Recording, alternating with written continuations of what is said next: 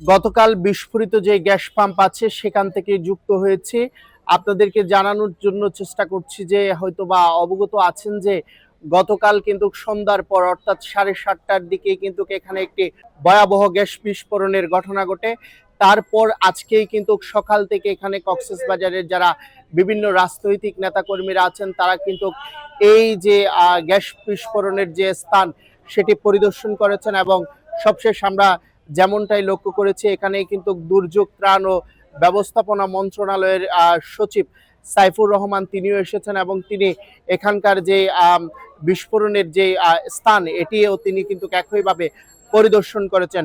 সবশেষ আমরা গতকালকের কথাই যদি বলি তাহলে গতকাল আমরা যেমনটাই জেনেছিলাম 10 জনেরও বেশি এখানে অগ্নিদগ্ধ হয়েছেন, তাদের মধ্যেই কিন্তু 6 জনকে ইতিমধ্যেই কিন্তু চট্টগ্রামে রেফার করা হয়েছে। তবে এখানে ফায়ার সার্ভিসের যারা সদস্যরা আছেন চেষ্টা সেটির পর কিন্তু অনেকটাই আগুন নিয়ন্ত্রণে আসে রাত প্রায় 1টার দিকে।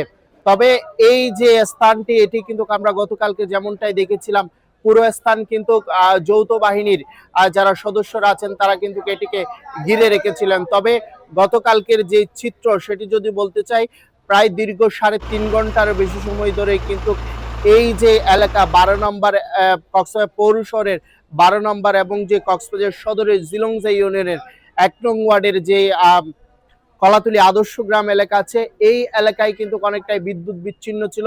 আদর্শ গ্রাম এলাকার যে সড়ক কক্সবাজারের কলাতুলি এবং যে টার্মিনাল যোগাযোগ ব্যবস্থা সেটিও কিন্তু অনেকটাই বন্ধ ছিল গতকালকে।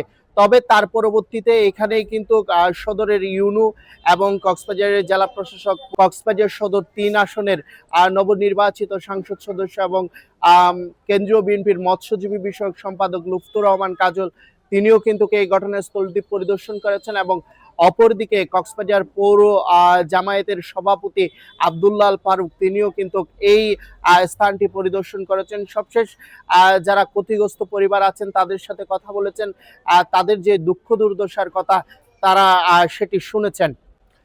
কক্সবাজার থেকে এই ছিল সবশেষ পরিস্থিতি। ইয়াসিন আরাফাত, মোহনা টিভি, কক্সবাজার।